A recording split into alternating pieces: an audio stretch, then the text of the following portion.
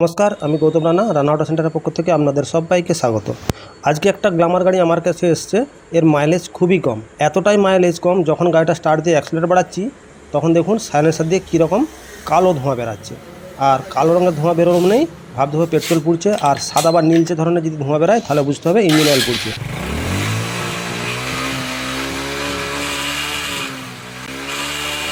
তা এই বাইকে যেহেতু কালো ধোঁয়া বেরাচ্ছে তার মানে এর মাইলেজ খুবই কম। সর্বপ্রথম কিন্তু আমাদের এয়ার ফিল্টারটাকে আগে চেক করতে হবে, তারপর আমাদের কার্বোরেটর চেক করতে হবে এবং সর্বশেষে আমাদের ট্যাপিড অ্যাডজাস্ট করতে হবে। এবং তার সঙ্গে আমাদের ওই যে এসএই ভাল্বটা আছে ওটাও চেক করতে হবে এবং স্পার্ক প্লাগে কারেন্ট ঠিকমতো আসছে কিনা বা প্লাগ ভালো হচ্ছে কিনা এই কটা জিনিস আমাদের কিন্তু চেক করতে হবে। তো যেহেতু আমরা এগুলো স্টেপ বাই স্টেপ চেক করবো সেই জন্য প্রথমে এয়ার ফিল্টারটা খুলে নিয়েছি। দেখুন এয়ার ফিল্টারের অবস্থা খুবই খারাপ, দীর্ঘদিন পড়ে থাকার কারণে এর উপরে একটা ধুলার স্তর পড়ে গেছে, যেটা হাওয়া দিয়ে উড়ালে উড়বে না।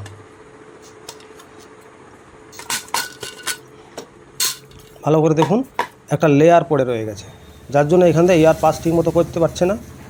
তা সেই জন্য আমরা এয়ার ফিল্টারটাকে চেঞ্জ করে নতুন লাগাবো। এয়ার ফিল্টারের ভূমিকা খুবই গুরুত্বপূর্ণ, সেই জন্য আমরা প্রথমে আগে এয়ার ফিল্টারটা চেক করব। আর দেখুন এখানে এই নাটটা খুলে নিই, সেই জন্য আমরা এই সাইড দিয়ে টেনে খুলে দিয়েছি। তার সঙ্গে আমাদের দেখুন আমরা কার্বোরেটরটাকেও খুলে নিয়েছি। দেখুন কার্বোরেটরের অবস্থা কীরকম, এখান থেকে যে এয়ার পাস করার যে জায়গাটা এটা দেখুন এইটাও জাম হয়ে গেছে, এতটাই ময়লা। এইখান থেকে এয়ার যদি পাস না করতে পারে তাহলেও মাইলেজ কম হবে। তার সঙ্গে এর মধ্যে দেখুন ছোটো ছোটো অনেক সূক্ষ্ম ফুটো আছে, এই ফুটোগুলোও কিন্তু আমাদের পরিষ্কার করতে হবে। কারণ পেট্রোল পাস করার জন্য যেমন আলাদা করে ফুটো থাকে, সেরকম এই এয়ার পাসের জন্য ফুটো থাকে। ওই ফুটোগুলো জাম হয়ে গেলে এয়ার পাস না করতে পারলে পেট্রোল অতিরিক্ত চলে যাবে, যার ফলে আমাদের মাইলেজ কম হবে এবং কালো ধোঁয়া বেরোবে। সেই জন্য কার্বোরেটরটা আমরা ভালোভাবে পরিষ্কার করব। তবে কার্বোরেটর পরিষ্কার করার পর যদি মনে হয় প্রবলেম আছে তখন আমাদের অন্য কিছু চিন্তা করতে হবে, কার্বোরেটর যদি খারাপ থাকে চেঞ্জ করতে হবে, সেটা আলাদা প্রসঙ্গ।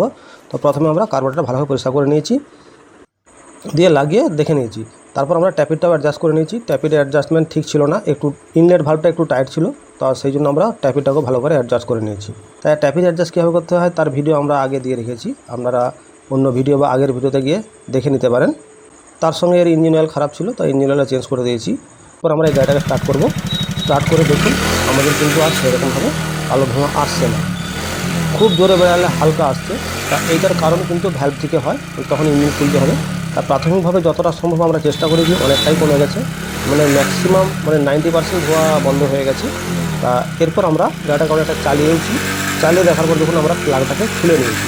তা আগের প্লাগটা পাশে দেখুন ছবিটা দেখাচ্ছে কীরকম কালো ছিল, তা এবারে প্লাগটা দেখুন কালারটা তা অনেকটাই সাদা হয়েছে। আশা করি এর মাইলেজটা বেড়ে যাবে। তা যাই হোক, এই ছোট্ট ভিডিও থেকে আপনারা বুঝতে পেরেছেন একটা গাড়ির মাইলেজ কম হলে কীভাবে সেটাকে সেট করতে হয়।